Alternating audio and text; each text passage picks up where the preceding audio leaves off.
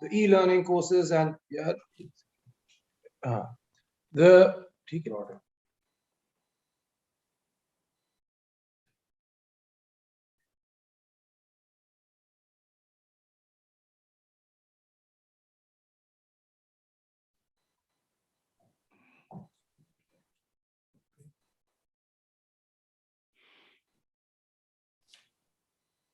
something happened. Ah, okay. That's what I thought, yeah. It will be coming back, so.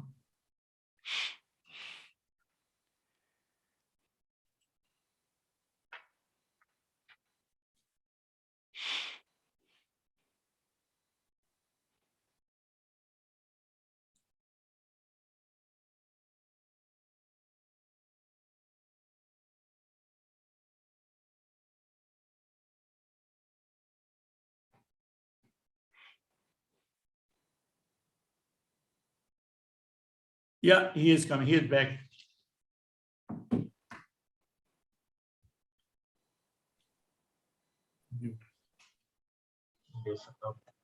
can you hear me? Sorry, I was offline for a bit. Yeah.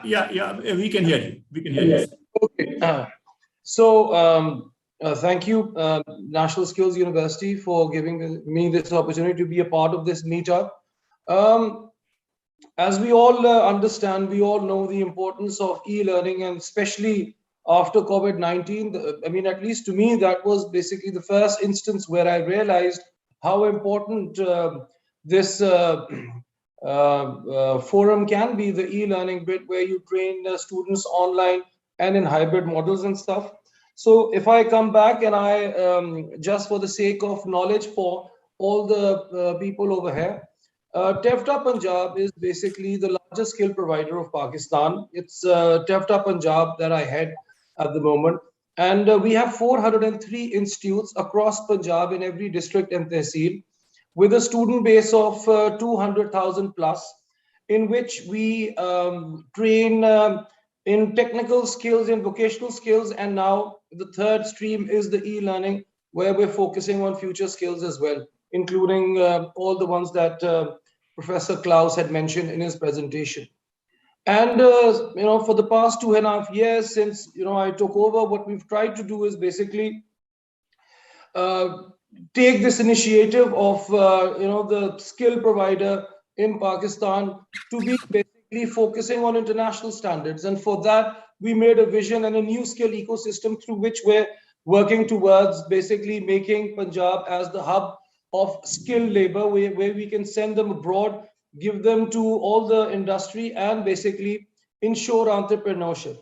Now, coming to this topic today, which is very dear to me, because when COVID struck the world in March 2019 or 2020, yes, 20. So that is when we, all our institutes were closed, and we were under pressure to basically, do something for the students. And that's when basically we started looking at different models across the world, that how can we basically start giving them education through online platforms, and whether it's feasible, whether it can be done. Because the problem was that the students in TEFTA, they come from low income backgrounds, because this is more of a social protection program by the government. So when we were basically focusing on that would everyone have computers, would everyone have the high speed internet and stuff. But anyways, what we did was we did a pilot, and for 500 students who with the private sector, that we will basically give them an e-commerce training for 3 months, which seemed to us to be the easiest and the fastest way of checking this model. And once we started that, the results were phenomenal. They were so good that they were better than all the other trades, or basically the things that we teach at TEFTA, in terms of the demand. For the entire program that we've done till now in a year and a half has been for 20,000 students, and the applications, the demand for that was 150,000. So you can imagine the demand that was there, which we didn't know about. And since then, we basically initiated the e-learning. Then we went on to artificial intelligence. Then we collaborate with LUMS for data sciences, and then robotics and cybersecurity, to the extent that till now we've basically trained 20,000 students in different basically these technical skills. Well, sorry, on these online e-learning skills. And now, the success has been the best ever in the history of TEFTA. So now what we're doing is basically we've collaborated with the Punjab IT board, which is looking after all the IT paraphernalia of the government. And we've been working for the past 3 months on basically initiating a huge program, at least for 100,000 more students, for basically a digital skills program. And that is based on the successes that we've made. So that's basically 100,000 student for in 1 year will be taught in all these basically relevant demand-driven skills, including artificial intelligence, cybersecurity, robotics, fintech, whichever there's demand in Pakistan and the demand that is internationally. So till now, the focus has been great. And on Tuesday, the next week, we will be holding a stakeholders conference. I will invite Professor Mukhtar Saab, you and your own team, to give us basically your input, because this is going to be, some of the things that we've learned over the past year and a half that we've been focusing on these skills. There are a lot of problems as well that, we've been facing. So this 100,000, digital skills program, this will be named after the Chief Minister. So in this, we've figured out there are a lot of problems as well that we faced. For example, in terms of, first, we basically said that, okay, we will initiate these courses in our schools. But the problem was in COVID, all the schools were closed. So, there was, the students weren't even coming. And then when we basically launched this online completely through an LMS system, a learning management system, where you check the students over there, so the results started coming, were much better than the ones that were being held in schools. The second part is, okay, once you've trained these students in 3 months how to basically, for example, trade on these internet platforms. But then the problem was how do they open a bank account and how will the money start coming in? So that was another factor that we had to, take control. Then there were a few multinational companies which collaborated with us, and they said that we want to hire your people. But then there were certain issues with certifications that we would want certifications of these people. So then we had to look into that, and so many other things basically. So what we've done over the past year and a half is basically we've tried to see the strengths and the weaknesses of this online system. And now finally, basically in the next few months, we're going to launch a mega program, because I think this is the future, especially for a country like Pakistan with a youth bulge of over 60% of our population. And there is no other way of basically economically empowering these students, giving them skills, because I have 403 institutes. When I came in 2.5 years back, we were on 90,000 student base per year. I increased it by 110,000 through a Chief Minister Hunar Mand Naujawan program, where we focused on 57 demand-driven skills, which was with the industry, and we raised it to 200,000.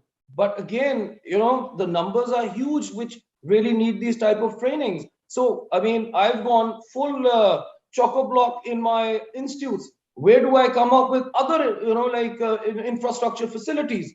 There's so much that one can do in a, short span of time. This we found is the only way and the shortest possible way of empowering our youth, or basically not just the youth, even, men who basically are reintegrating in the economy due to COVID coming back. What we're trying to do is to basically give them these skills, because these skills are, one, easy, two, basically it's for almost everyone. Okay, for some courses for AI, you need like bachelor's in sciences and stuff, but there's so many others where you don't need that. And with Facebook, what we did was, when Facebook and other through our social media platforms saw what TEFTA is doing in this fair, so they collaborated with us, and they said that we will train your women on She Means Business, their flagship program, whereby our students who are ending their courses will be trained how to start their own business. and basically how to market their business on Facebook. And that program was for a year, and 3,000 students were trained as a pilot, and that too from the rural parts of Punjab. I mean, I'm talking about Bahawalpur, on Laya, Bhakkar, all these places. And if you go on social media platforms, you will see all the success stories, to the extent that these women, have started earning 45,000 rupees per month to over 100,000 rupees, which they were not before. So imagine the impact that has created. And we've done a tracer study and all that, because I wanted to make this into a successful program, a pilot to start off with. And once it was done, then could, like raise the bar and raise basically the population for it. And now Facebook is basically signed up with us for 10,000 more students on the same program.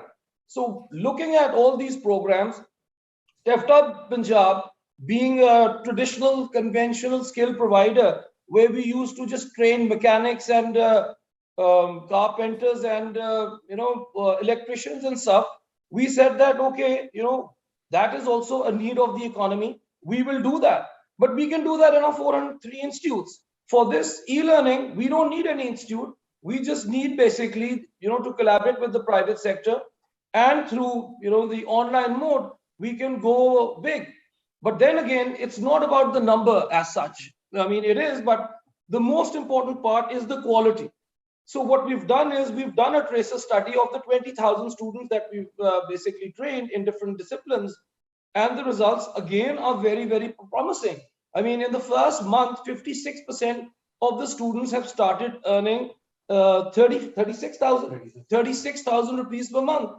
So that is basically something which was never done before. So looking at all these basically problems, now we're in a position to actually go big and collaborate with the private sector. These 100,000 courses, student base for these different courses will not just be, TEFTA won't be, teaching them that. We will get the private sector to, come and work with us. We will go through a tender so that we get the private sector on board. But all the problems that we had faced in the previous year and a half will have been solved. And hopefully today we will listen to Professor Klaus. And there's a lot of information that I'm waiting for from you, so that we can make our program not just better, but great, because of you and Dr. Mukhtar and your team. Thank you so much once again. Sir, thank you very much. And I think the nation should be really indebted to you for all your efforts. But I think hopefully, Professor, we would like to share with you, like we are a federal university and he is heading a provincial institute. So we have the government has a beautiful program, Prime Minister Hunarmand Pakistan program, and he is leading the Chief Minister Hunarmand Pakistan program.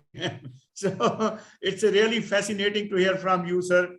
TEFTA, I mean, as a Vice Chancellor of a university, like I have seen really, really skilled manpower from the TEFTA Institute. You be really proud of that one. Those people are really skilled. They know what they are doing. But I'm glad to hear your digital initiative, in TEFTA school. So now we will move to Professor, but I won't be talking. Here I will be introducing Professor to one of my good friend, Professor Ataullah Shah. He is a Vice Chancellor of Karakoram International University, where you can come and you can do skiing also. So you, in Pakistan, we have everything. You can go to desert, you can ski, you can have good time. So that's the reason I thought that he should introduce you, Professor Ataullah Shah. Yeah. Thank you very much, Professor Klaus and Ali Salman sir. It's a wonderful event. Actually, we are here to see some of the programs which this university is going to start, and being a part of National Technology Council. I was part of the team to review, and I'm really, first of all, very inspired by the kind of interventions which Dr. Mukhtar has been doing in this university, because I could see this place 2 years back or 3 years back, which was just like a desert. But today I was really inspired to see the kind of good things they have started, and National Technology Council will certainly help them to further strengthen, to become a role model for the technology schools. Secondly, I'm located in the northmost, which is next to the China, and our university is a general university. We have the engineering and technology faculty also. And at the same time, we have a skill development institute. And I would request Ali Salman Saab that Punjab being a larger, our elder brother, we are taking support from the Punjab IT board also. We have established the Freelance Center, National Freelance Center. And I think in the Tibet sector, we look forward to the support of Ali Salman Saab from Punjab TEVTA, because you see that there is no organized TEVTA sector so far in the GB, Gilgit-Baltistan. Secondly, I welcome Professor Klaas for his wonderful presence here.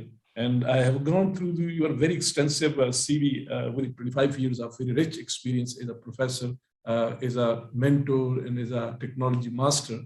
And I think this lecture would produce some new knowledge for us and learning for us. Thank you very much. I think over to Professor Klaas. Professor, all is for you. Steer us. I hope I'm able to. Thank you very much. But just as we spoke briefly about skiing, I share you something which is not on my piece of paper. A long time ago, I was Bavaria's youngest ski teacher. So that is a nice situation. But now to the serious part.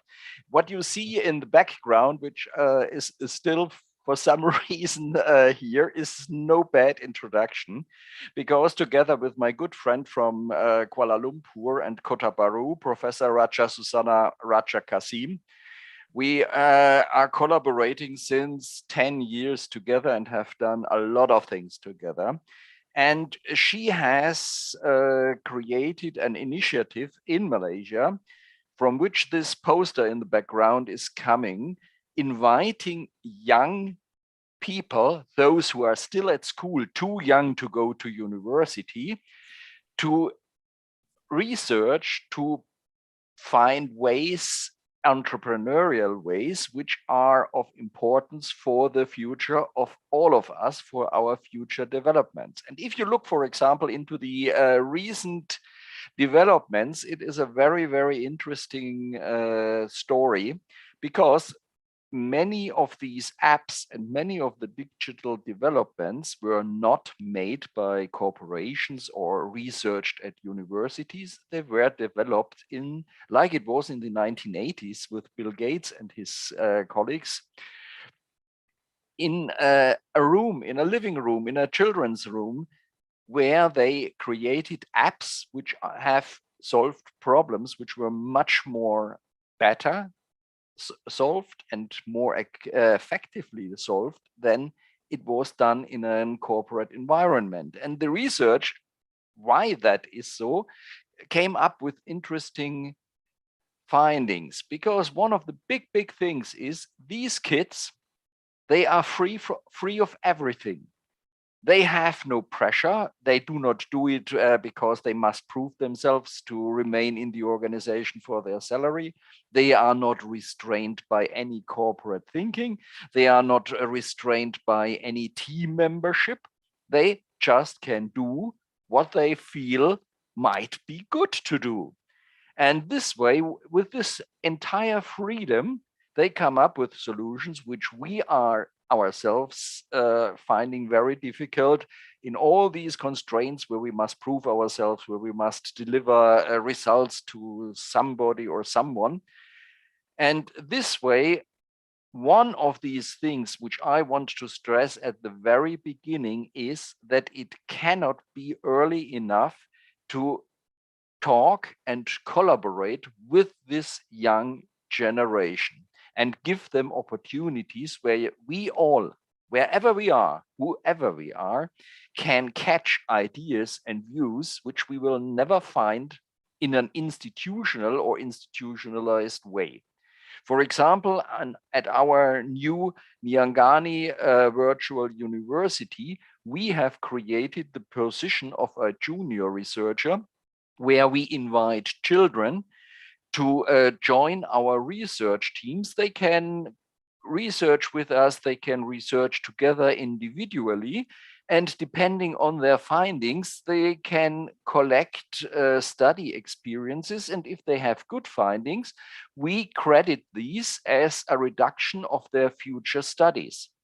And this is something which makes things very interesting, because it gives them the opportunity to get faster into the economy. It gives the economy the opportunity to get talent, which is really needed and which knows about things. And we can collaborate in a much broader way than by the formal structure of going to school, making a baccalaureate or similar to be able to join a university, which might exclude more than it gives to us. And this is a very different thinking, which we find is of big importance. But correctly, I am now, okay, host disabled participant screen sharing. Okay, it's not a problem. We can talk about the situation. What?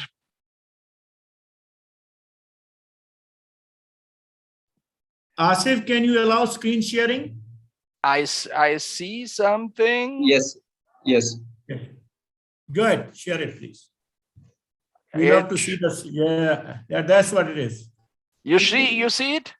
Yeah. No. Beautiful rings. Wow.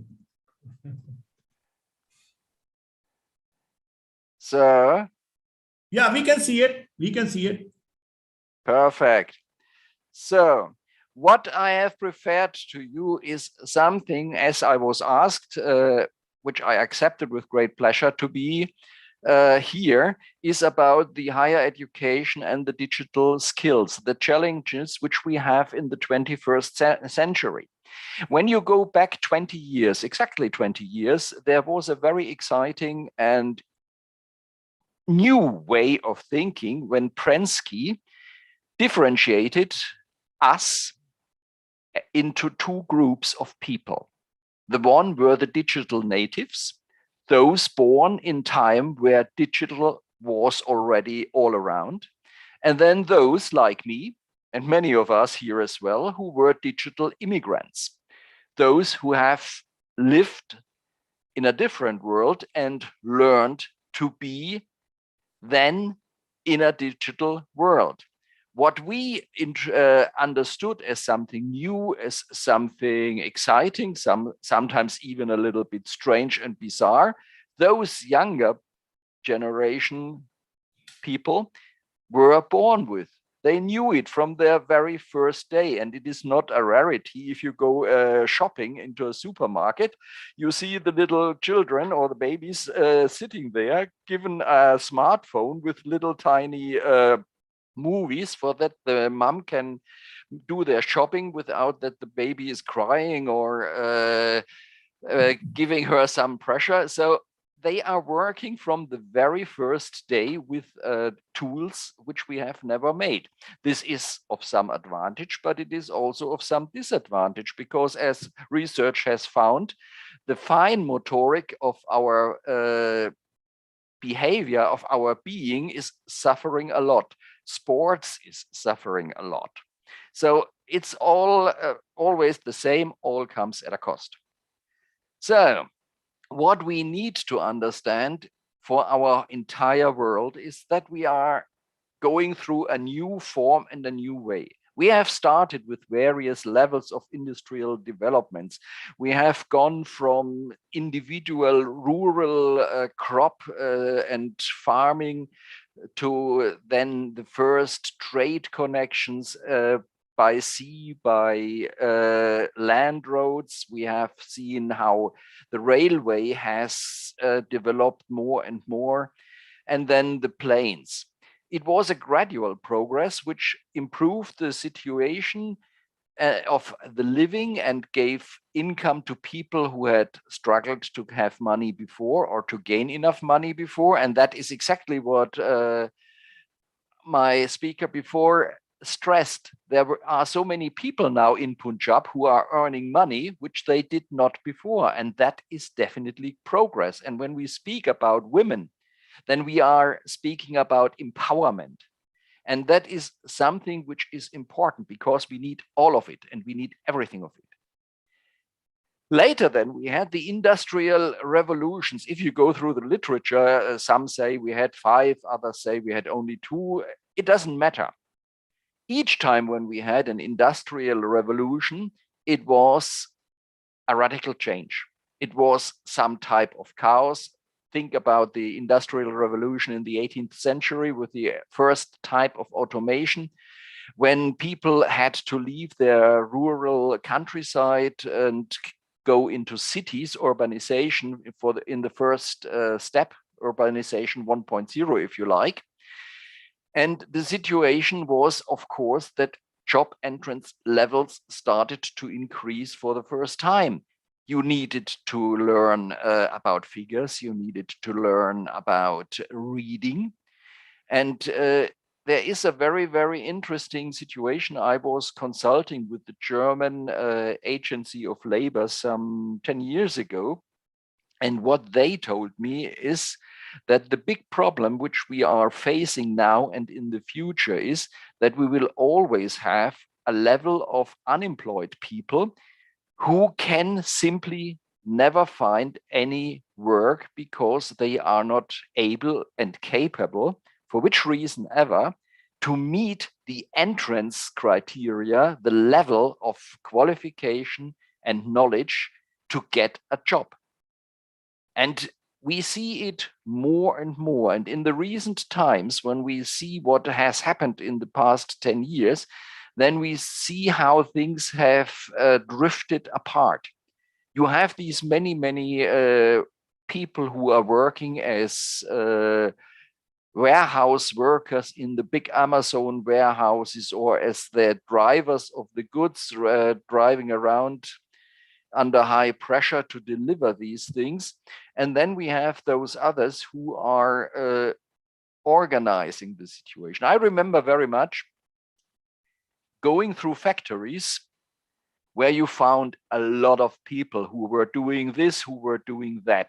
Okay, there were all some form automation belts and conveyor belts and whatever you may imagine, but there were many jobs.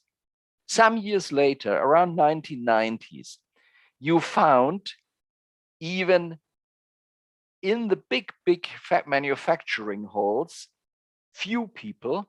You found some people who had these big devices in their hand. And in these big devices, they just looked at the control sectors. I like this example of the Mexican concrete manufacturer Cemex very, very much. The biggest fear of any Cemex manager around the world is that their CEO, who is very good at that, realizes and recognizes that their production or other operation is not running at a level which it is supposed to be, and that this regional or national plant director gets a call from Mexico City, and they tell him, hey, look what is going on in your factory. It's not working well.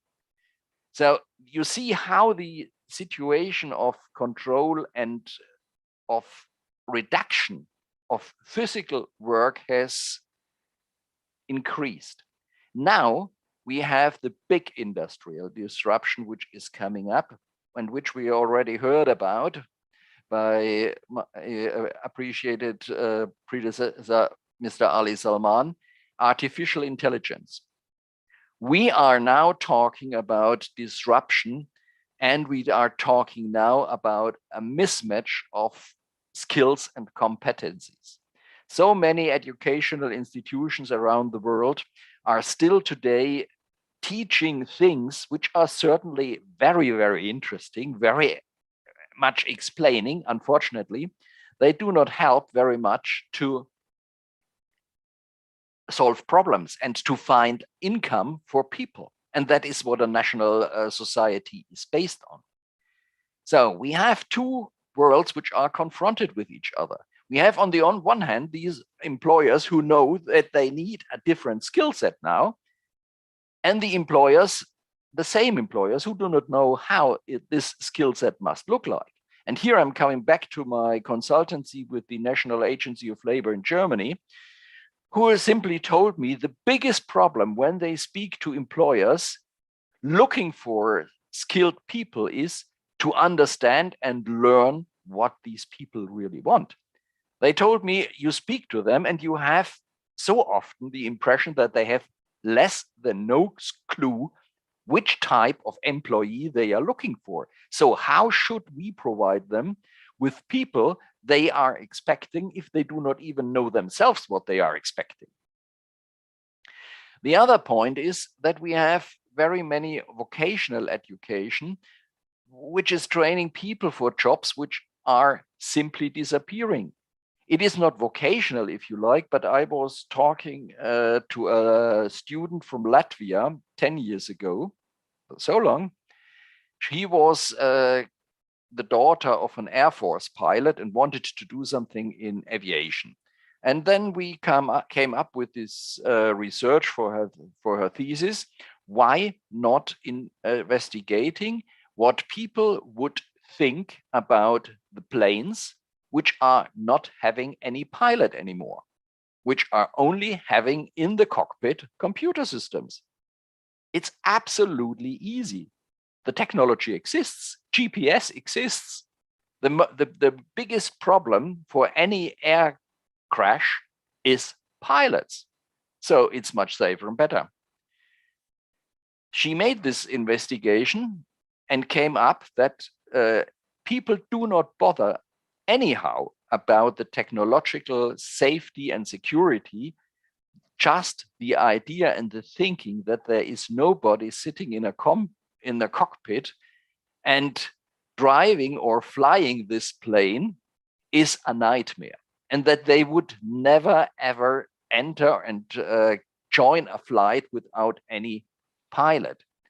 And this is very important. The technology exists, but the psychology rejects. And here we're coming to a first very important factor for our future. And if you see, for example, what often happens is that higher education is learning theory and delivering theory and based on accreditation of programs and a set of accreditation to be a university or higher education institution, which has become absolutely irrelevant because it does not consider what graduates will need to know and must perform in the future. It is not anymore. I know so many institutions where if you go into the whole curriculum, they are teaching and learning about Porter's work, about Kotler's work in economy. Wonderful work, absolute wonderful models which these people have created. And they were, at their time, the best which you could have had. Unfortunately, today, they are all irrelevant. They don't work anymore. We have left this world which they talk about. We are living in a different world, in a fast-paced world. We are living in an international and global connected world. We live in a world in which customers and consumers have a high power of decision. If we realize it or not, it exists. None of these models just thinks about consumers or customers. And that is one problem. And here we are coming to a way and a world which makes things completely different. And therefore, we have machine learning, we have deep learning now, we have the Internet of Things, and we have, most importantly, the digital disruption, which disrupts many, many areas. Look at the fight.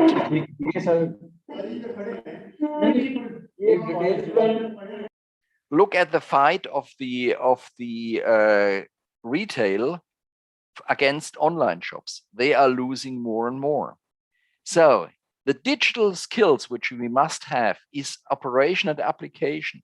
It is the general use of common technology devices, which must be used with proficiency. And they must be able, these digital natives of today, that we have given them the appropriate tools for the given tasks which they have to do now. And they must have this across the whole learning process. Then it is inquiry and innovation. It is about the collection and the organization and visualization of information with technology programs like virtual reality, artificial reality. And most importantly, it is about problem solving and critical things. How can we think critically and find solutions for the problems which we have? Think e-mobility, electric mobility. Everybody speaks about electric mobility, but it is in the moment a rudimentary element. It is not developed. How can we resolve this?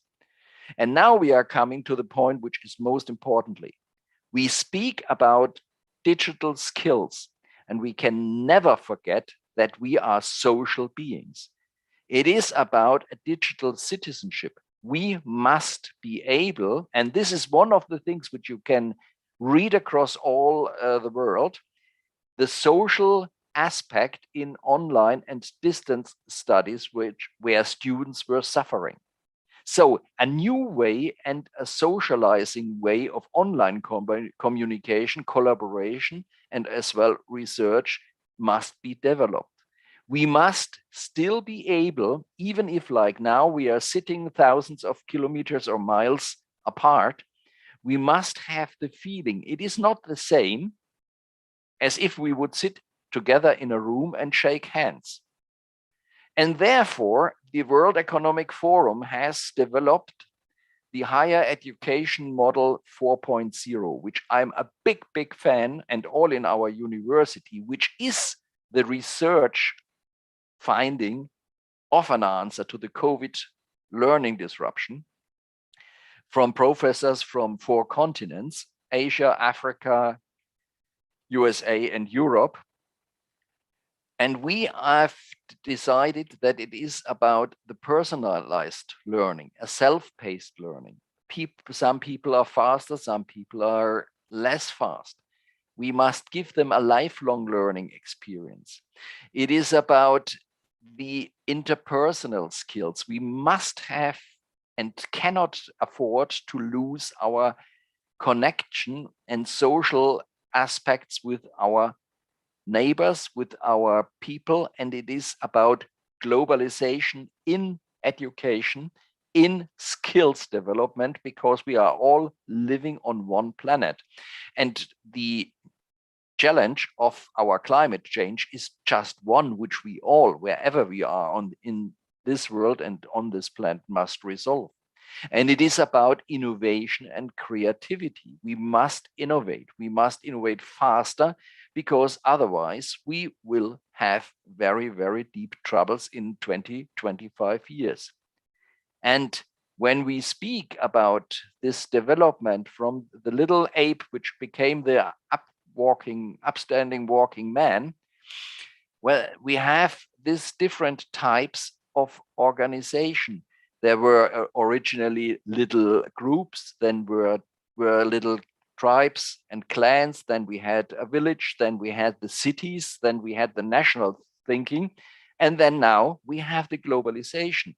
And so it is important to have global citizenship skills. And our digital ways are one way. Just imagine, COVID had hit us 15 years earlier.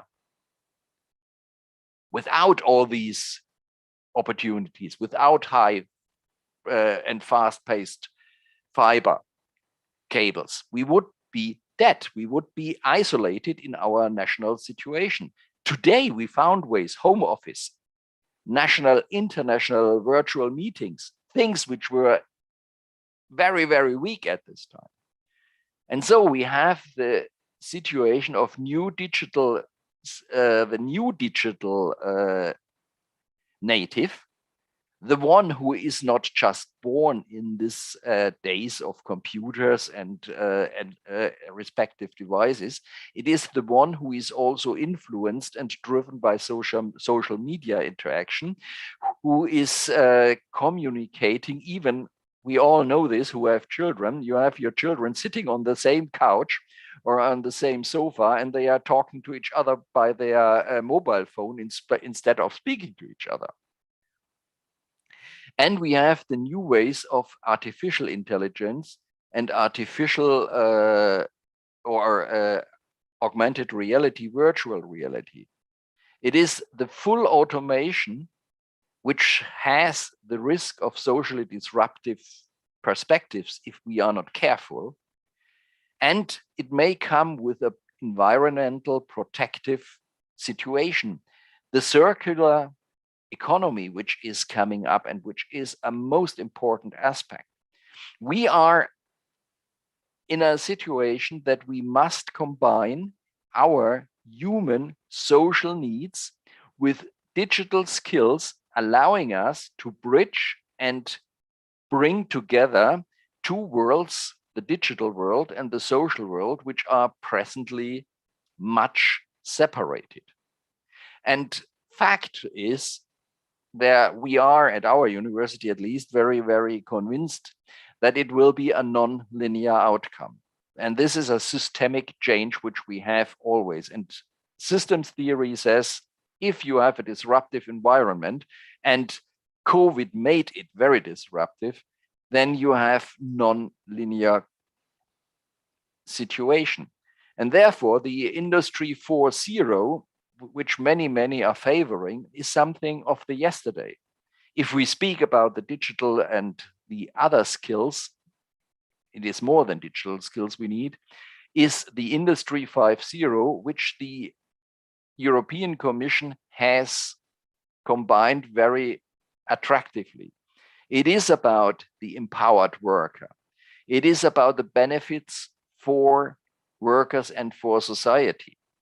And we must revisit our existing value chains. If you look around the shortages, which we have all around, whether it is building materials, whether it is chips, we cannot allow and afford a second time that our value chains and our distribution chains are disrupted the same way as we had in the last 2 years. We must learn and make, in a digital form, these things much better.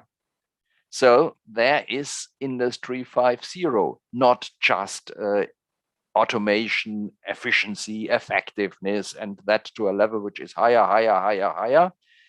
No, it is about the situation of collaboration in a peaceful way, which allows to develop parallel to it a new way and form of social world.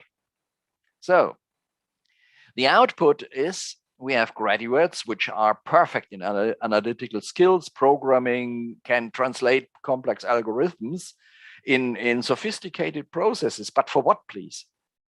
If I ask artificial intelligence, it can do it faster, better, and more efficiently. So that is not everything. You can be a fantastic mathematician, you can be a fantastic modeler, you can be fantastic in any form.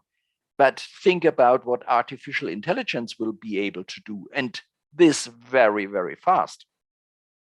The problem which we must answer and where we must really think about in great depth is, what do we want? Is it a new system which is coming, which is performing like a machine? So artificial intelligence tells us what we must do to survive? Or do we want to remain an organism and create an ecosystem which is coming from biology and whose definition says it is the combination and the connection of the living and the non-living? And that is important to me. An ecosystem, combining the living, us, with the non-living, our, for example, computer world, for a mutual beneficial outcome. And these skills are, to me, as the essence for the future. And to conclude my thoughts about the digital skills era for the future is, it is about a slightly changed CSR. It is about computer science reality, which is there, which will not go away, which will develop faster, further, and into many, many more directions than we can imagine today. Plus, what we need, a collective social responsibility, which considers nations, corporations, and individual citizens the same way. Either we survive together, or we will not be able to master what digital technology will throw on us. And therefore, skills for the digital era must be a combined situation, which is considering what the technology can do for us, can do with us, and how we can remain what we are.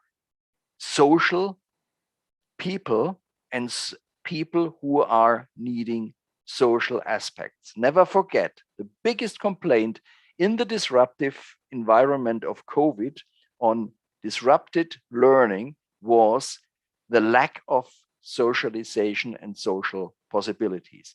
And that should be our guideline and our light to follow much further and much deeper. So much about my thoughts. Thank you for your attendance. Thank you for listening. I hope you found it a little bit interesting.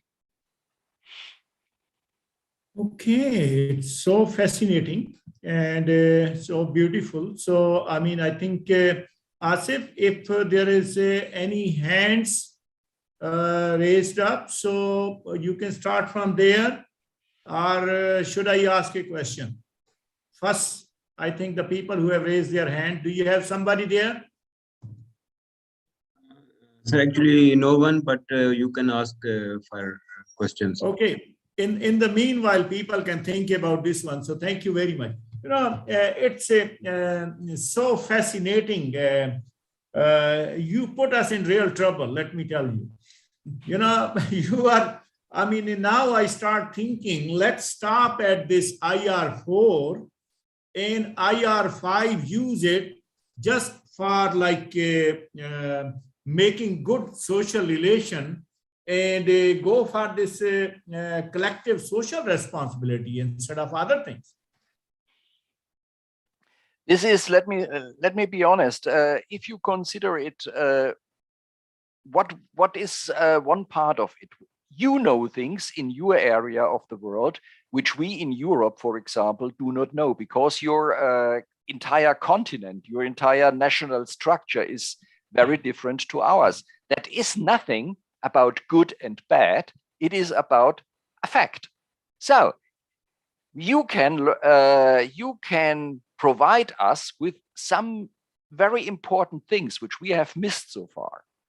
We can give you some things which we have and which you could use very well. And if you put both together, then you create something which is synergetic. And this means 1 + 1 is more than 2. And that is what we should think about. It is about the global knowledge, the globalized knowledge, and to think about ways how we can improve our situation.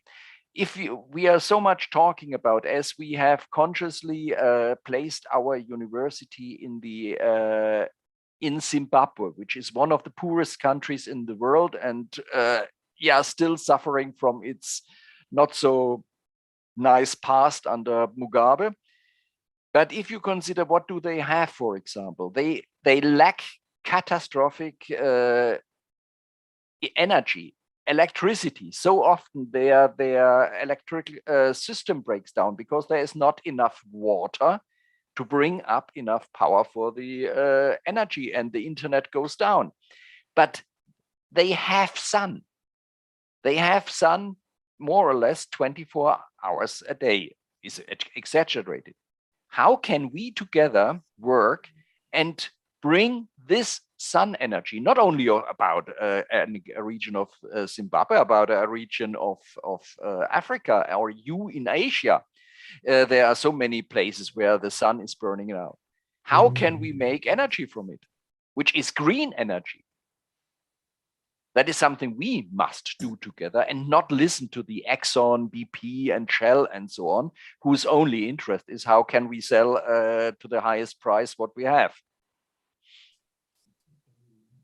So, I mean, in reference to that, like, I mean, if we connect these, Mr. Ali Salman, like, I mean, his like organization is training people, as you also alluded, in artificial intelligence in very earlier phase. Absolutely, what do you yes. foresee their future in the higher education? So how we connect the dots over there, you know? It is absolutely important that we connect the artificial intelligence with our lives and that we use the opportunities which the artificial intelligence is offering us. There was it 3 years ago, maximum 4, the discussion and the big laughter when somebody propagated very soon lecturers and professors can be replaced by artificial intelligence. And everybody said, oh, never ever. No, artificial intelligence can do very much in this area and in this field. And here we can, what Mr. Ali Salman and his very, very remarkable initiative does, bring faster pace into it. We, all of us, can teach, let me say, so and so many students per year. If you use artificial intelligence as a lecturer, they can teach as many as you like. If you have a library and you have 10 books, when the 10 books are used by students, then the 11th student is not able to get it until someone returns it. When we are filled up as professors, as lecturers, then nobody else can go. If you use artificial intelligence as a lecturer, you can send even 1,000 more. And this is where your initiative is coming together. The next thing, which I consider as very important and what we have introduced into our curricula or syllabus, is in many important modules, we are having the traditional, if you like, academic lecturer who is accompanied by an advisor from the industry. So the industrial advisor supports the academic lecturer to give it a practical and practice-oriented touch. And this industrial advisor is also setting up little tasks for the students, which they must deliver, while the academic lecturer is seeing that the students can explain it by the theory, for that they can grasp the bigger picture. And this combination gives, let me say, a way, not the way, but one way to get out of what my colleague, Professor Andre de Waal, the high performance organization expert, says, the mismatch of graduates and employers. Imagine, I met a student who was studying 6 semesters, 3 long years at Freiburg University, which is one of the very good ones in Germany. And then he had to make an internship in a company, and frustrated, he stopped the internship after 4 weeks, because he realized that he knows a lot, but he is unable to do anything. He threw his 3 years overboard and started at a private university, which is very closely collaborating with industry, the entire studies again. And when I met him, he was in semester 3, and he said, now I know and now I can do. But 3 years lost at very high expense. Dr. Asghar Hashmi has Professor Asghar Hashmi has a question. And yes, Professor, please. My neighbor has a question also. So let's see. Okay, Hashmi Saab, you go ahead so I can convince my neighbor to wait. Hashmi Saab, you have to unmute yourself.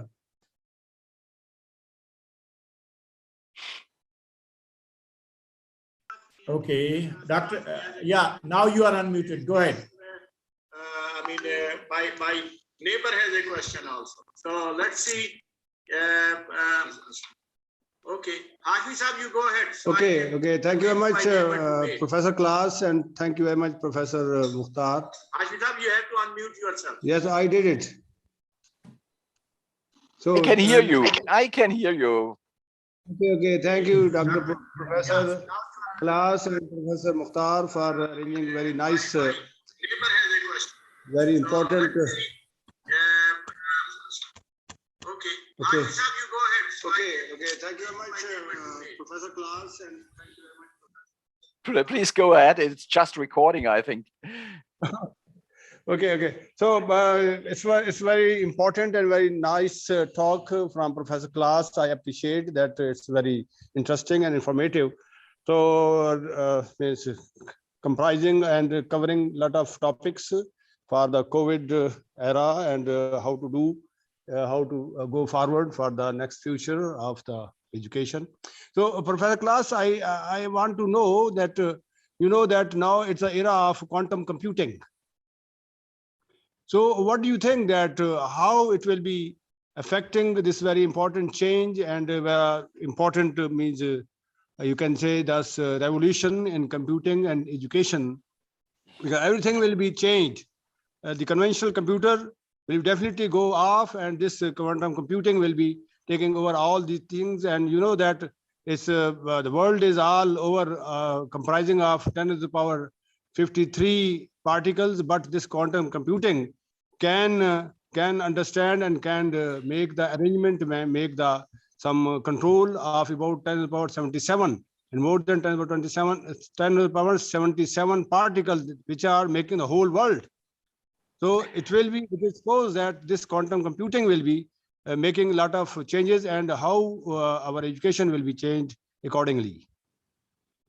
To be very honest, I am no technology expert. I'm coming from the area of strategy and economy. I'm an economist, and in general, my research is split into innovation, especially radical innovation, and systems theory.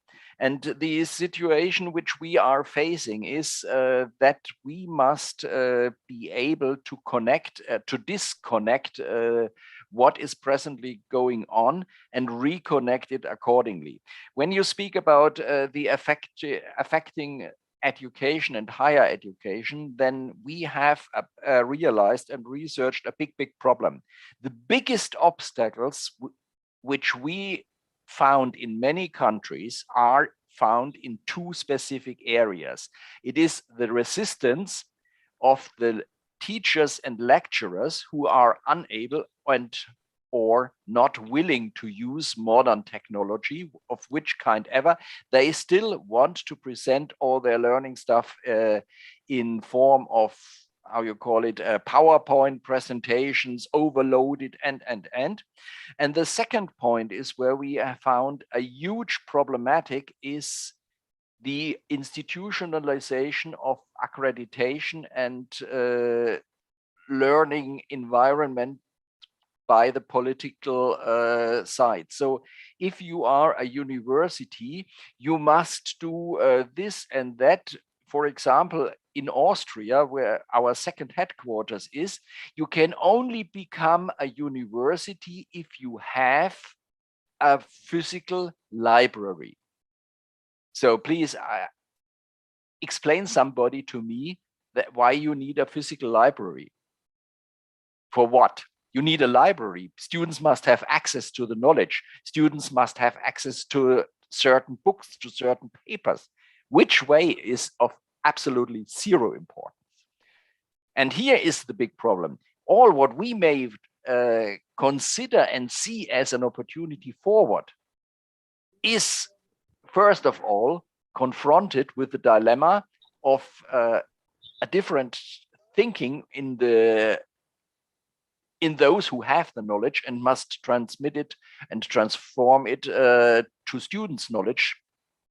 And secondly, we must find an environment of the political side which eventually and finally renovates a totally antiquated system. Our higher education system has not changed for centuries. We are still doing the same thing our predecessors did 500 years ago. We adjusted the content, but we did not modernize. And if you see the real distance learning, which in most places exists today, it's just a translated minor innovative form, marginal innovation, because it translates what was or is physical into some form of distance learning, but only to the extent which is unavoidable. And here we come to the same problem again. What we can do with technology, how we can develop technology is fascinating, and that you know much, much better than we or I will ever learn and know. The problem is, how can we do it? Yeah, so now there is my neighbor turn. Exactly. Thank you. Thank you very much, Professor Klaas. You're welcome. Thank you, Professor Klaus. We established the Artificial Intelligence Lab a couple of months back, and we are trying to improve the quality of our research in the disaster mitigation in the Gulf events in the north of Pakistan. We have typical disasters like floods, Gulf events. We have the earthquakes. And there is high emphasis also that we start with specific degrees in the artificial intelligence or a major in the artificial intelligence. But what I don't know that this digitalization of the curriculum is compromising the social and cultural integrity of the societies. What I understand that, for example, the North has to be the most cordial place, but now when people are coming to these interventions or these distortive technologies, we are losing a lot of the cultural and social values of the society. Now, the biggest challenge is that, and again, will we call it a degree or a skill? Because the degree is not having only the skills, there are attributes, there are your cognitive level of enhancement, because you have to be a responsible citizen of society. But what I understand now that the high emphasis on skills and artificial intelligence and machine learning and e-commerce, we are pushing the new generations to a kind of technologically robotic people who will be having no social and cultural understanding. And at the end of the day, we will have a highly distorted generation, which will be maybe earning some money for the socioeconomic development, but we will not be having the kind of family structure, social structure, and cultural structure which we have today in this part of the world. So what is your take on that? It is exactly my biggest fear in this area. I could not agree more with you. Please don't laugh when I tell you that as a young man, I have seen a movie where you have a wonderful, beautiful future city somewhere in the future at this time.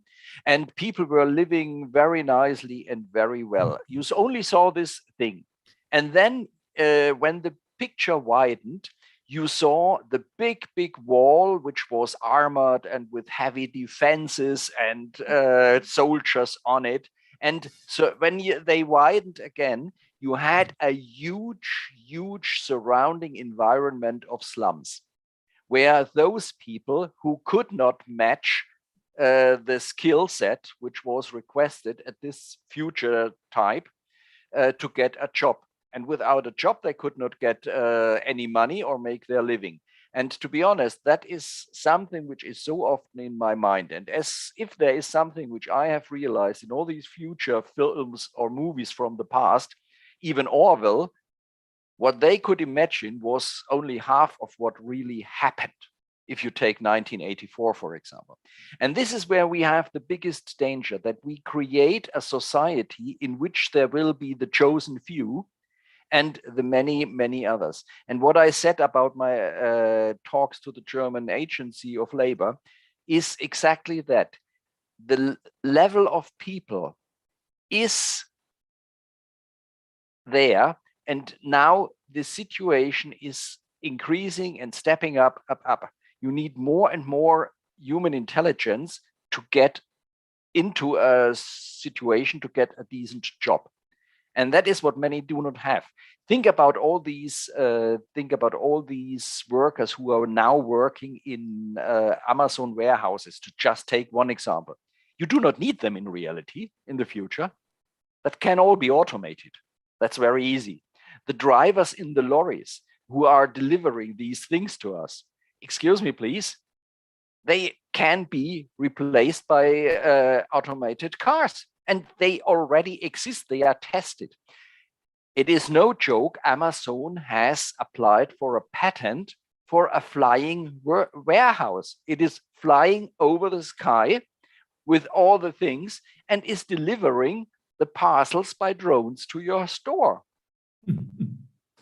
You see, it is somehow like a science fiction story, but it's not out of reality and not out of thinking. And Amazon would not apply for a patent if they do not have already something which makes this work. And so what do we do with these people? And exactly where? When we forget to integrate the people, then we will have a problem, a big problem.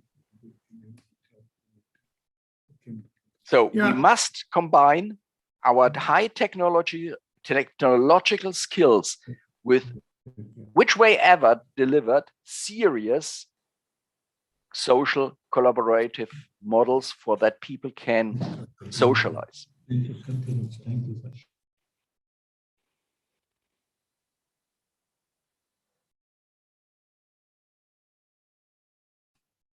Anybody else has a question?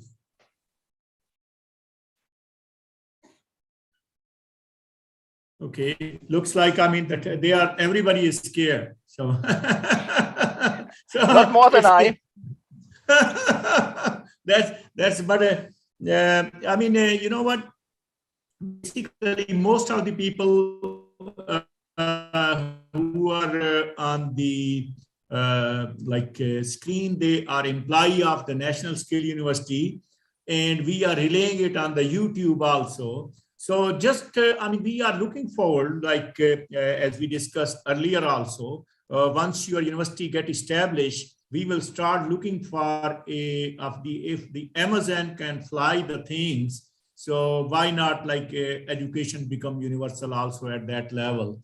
So some type of collaborative efforts between Pakistani institution and your setup, which is a very beautiful. Thank you for sending me all the brochures and stuff like that. That is so exciting. And I can tell you, we are officially existing. We are established.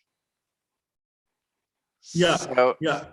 We are fully operational, and we are fully celebrating now our existence. And so we are moving on and trying to find some solutions and to make our contribution to a world which is in change. Okay. And anything come up for collaboration, for international collaboration, any model on your side, you know, that if it goes out, you know? Yes, we can absolutely collaborate. I will contact you directly, and we will find a collaborative agreement. We are already collaborating with University Malaysia Kelantan. In Kota Baru, we are also collaborating already with the University Melaka, and we are entering a collaboration with the University of Western Romania in Timișoara. So we are already building up and doing some great jobs, and I will be very, very happy to be in touch with you, which we can do the next day. That will be fascinating. That will be fascinating. Thank you very much for sparing time, and thank you all who are listening to us. It's quite a fascinating presentation, but it's a real. Sorry, sir. Dr. Madhya has a question. Dr. Madhya, you want to ask? So, I mean, we won't, I think it's a gender matter, so she definitely have to, I mean. Yes, absolutely, please. Better balance. Dr. Madhya. Okay. Hello, yeah. Sir. I just wanted to say that it was a very nice presentation. Thank and you very much. It's really helpful and it's good to collaborate. So we hope that we will be hearing soon. You will definitely, because our slogan is knowledge without borders.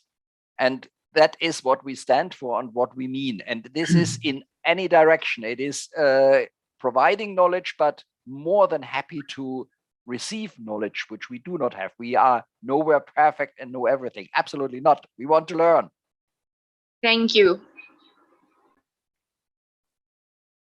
Okay, so I think that was probably the last one. I mean, it's such an intriguing talk. We don't want to stop it, but I mean, but it's a really wake-up call. Prof, you just, I think those who are listening to us over here as well as on the YouTube, they should realize that we be good global citizen.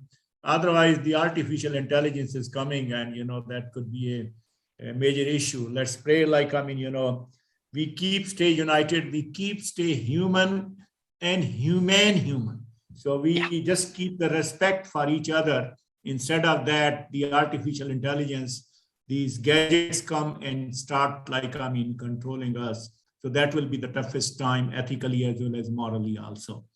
That so is precisely. Again, yeah, you're right. So, but I mean, your presentation has really highlighted, it's possible. And it's our turn now, because the technology has gone so far. So we should think the way that how we can utilize these technology in the better way. Thank you very much. Thank you for sparing time. So it's almost getting afternoon over here. So, I mean, I think your noon is coming. So you might be getting ready for lunch, That is what we'll do. Thank you very much for having me. And it was a great pleasure. It's always a pleasure chatting with you. Thank you, sir. Thank you.